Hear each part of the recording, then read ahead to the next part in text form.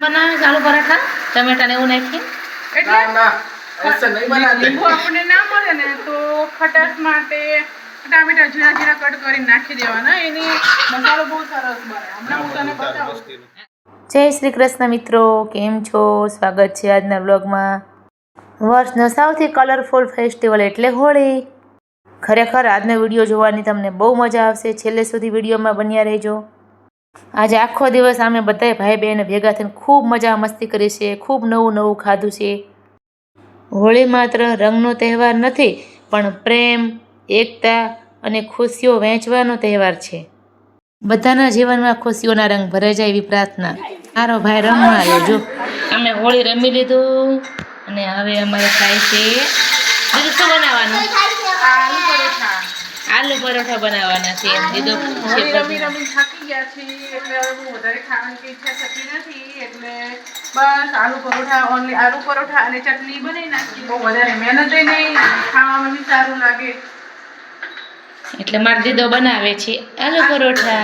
अरे आलू परोठा खावानी मोज જ કંઈક અલગ છે મારા વાલા હા અને આમે તે મારો બોલો ને મારી જીનો લાડુ મતલબ આલુ પરાઠા ટમેટા ને એવું નાખી એટલે ના ના ऐसे नहीं बनाते લીંબુ આપણે ના મળે ને તો ખટાશ માટે ટામેટા જીરા જીરા કટ કરીને નાખી દેવાના એની મસાલો બહુ સરસ બને હમણાં હું તને બતાવું નહીં બેટા એમાં પણ જો આલુ પરાઠા સાથે ગળ્યું દહીં મળી જાય ને તો જલસાની વાત છે ભાઈ ભાઈ। મમ્મી તમે આવી રીતે બનાવો છો આલુ પરોઠા? મેં તો તમને કોઈ દિવસ નથી જોયા ટમેટા નાખીને। હા બોલું ત્યારે બનાવતી હોય તો કિચનમાં મારી જોડે જ ઊભો હોય છું ને તને ખબર નહીં હું આ રીતના બનાવું। આનાથી મસાલો બહુ ટેસ્ટી જો સુગંધ કેવી સરસ લસણની આવે છે, લસણ મરચાં વાહ! એટલે એકદમ ટેસ્ટી મસાલો થાય એટલે આ બટેકાનો જે મસાલો છે બહુ સરસ બને એને આપણે સ્ટફિંગમાં બહુ સારો લાગે એટલા માટે હું અલગ રીતથી થોડીક બનાવું છું। મિત્રો તમે પણ જોઈ શકો છો બધાની રીત થોડી અલગ અલગ હોય છે બનાવવાની। મારી આ રીતની છે, તમારી કઈ રીતની છે ફ્રેન્ડ મને કમેન્ટ કરીને બતાવજો। જો બોલ મને એક તો ભૂખ લાગી ને અહીંયા વઘારવાનું કામ જ ચાલુ છે હજુ। ના ના જો ક્યારે આલુ પરોઠા બનશે ને ક્યારે હું ખાઈશ। મસાલો બરાબર હવે તો જો કે કેટલો મસ્ત મસાલો બને છે બટેટાનો। તો લાડુ કેવી રહી તારી ધુલેટી? અરે આ તો મજા પડી ગઈ કે તો બગડી હોય એવું લાગતું નથી આજે। કેટલી વાર નહીં? 2 વાર। મને તો લાગે તો 3 દિવસથી નાઈ જ નથી। એ ખોટા બેંકા અજને પાછી મેરો દેખાય છે મસાલો ચલ આને અમે કીધું કે મમ્મી જે તો દોઈને ખાલી ઓકી રેસીપી તો કર। મારી આલુ પરોઠા બનાવવાની રીત પણ થોડીક અલગ છે। આ ખાઈશું મસાલો દેખાવામાં તો ફીકો લાગે પણ સ્વાદમાં ખરો મીઠો છે। આલુ પરોઠામાં ખાવ સિમ્પલ મસાલો બધા બનાવે, આ તો હું થોડોક આમ ચટપટો બનાવું છું। જો લાડુ વચ્ચે આવી જો આના કામ જ એવા હોય વચ્ચે જ આવવાનું। હમણાં એનો વિડીયો ઉતારીશ ને એટલે પણ ભાગી જશે। આ ખોટો હે આપણે હવે ખાવા ઉપર ફોકસ કરીએ, લાડુનું તો ધ્યાન નથી આમાં। ખોટા આઈશું ચલો તૈયારી કરો હાલો મસાલો લઈને આવો। મસાલા ઇઝ રેડી। આલુ પરાઠા, દહીં ને ચટણી બધું બનીને તૈયાર થઈ ગયું છે અને મારો ભાઈને ઢીંગલી બેસી ગયા જમવા। અને મારા મમ્મી શું કરે છે? ઓ બા ચણા ફોલે। ભાઈ બધા પોતપોતાના કામે લાગ્યા છે। મમ્મી ચૂલો હળગાવે, મારી બેન ચણા ફોલવાનું કામ કરે અને આ બાજુ ઢીંગલી દાણા વીણવાનું કામ કરે। માસીના ઘરથી ચણા લાવ્યા છીએ એટલે મોટી બેને લઈ જશે અને નાની બેને લઈ જશે। અમે બાઉલમાં નાખે છે।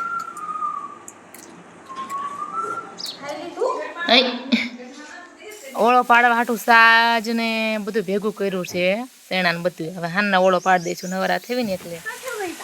આ છે અમારા લીલા છમ ચણા મારા માસીના ખેતરના, અને આ છે લીલા ઘઉં એટલે કે પોંક। હમણાં પોંક પાડી દઈશું। શહેરમાં ના પોંક પાડીએ કઈ હો, ધુમાડા થાય એટલે કોઈનું અહીંયા રહેવા દે, વાંધો પડે બધાને। જો પાણી પાઈશ મારા મમ્મી અહીંથી હું કપડાને એવું મૂકવું ને અત્યારમાં અમારા કપડાં ધોવાઈ ગયા। તમને આવડે છે પોંક કઈ રીતના પાડવાનું છે? હમણાં તડકો થોડોક ઓછો થાય ને એટલે આપણે હાનના પગ પાડી દેવી હો. સીમાં કીડીઓ ચડી ગઈ છે એટલે આ મૂકું. જો ભાઈ આપણે ઓળો પાડવાનું કામ ચાલુ કરી દીધું. ઓળો પડી જાય ને પછી પોંકનો વારો. જો તમારા ગામમાં આવા ઓળા પડે છે? આ સિટીમાં તો ઓળો હોય જ નહીં આમ પાડવાનું, કોઈ હળગાવે ન દે, ધુમાડા થતા હોય ને એટલે શેરીમાં ધુમાડો ન થવા દે, આવું ગામડામાં ચાલે. હાલો જો ભાઈ ઓળો આપણો પડીને તૈયાર થઈ ગયો અને હવે આપણે પાડવી સી પોંક. પહેલાં ઘઉંની ડુંડીના પાડી લેવાના કડલા અને પછી ધીમે ધીમે શેકવાનો પોંક. કડલા એટલે મુઠ્ઠીમાં સમાય ને એટલી ડુંડી ભેગી કરીને લઈ લેવાની. પોંક ખાવામાં તો બહુ મીઠો લાગે પણ અઘરો છે. જે આપણે લીલા ચણા શેકા ને એને આપણે ભરી લઈશું અને એનું બનાવશું જાદરિયું. જાદરિયા નામની મીઠાઈ બહુ મસ્ત બને. તમે ખાધી છે કે નહીં કહેજો મને કમેન્ટમાં.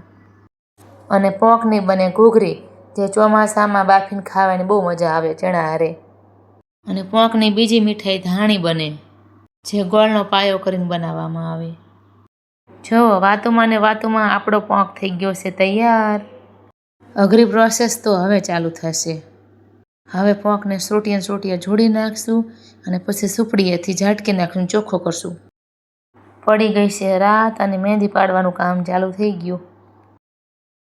મારી બેન બધી પ્રકારની મહેંદી મૂકી આપે છે, સગાઈની, લગ્નની, એ પણ રિઝનેબલ ભાવે. તેમજ બ્યુટી પાર્લરના બધા કામ આવડે. જો તમને વિડીયો ગમ્યો હોય તો લાઇક, શેર એન્ડ સબસ્ક્રાઈબ.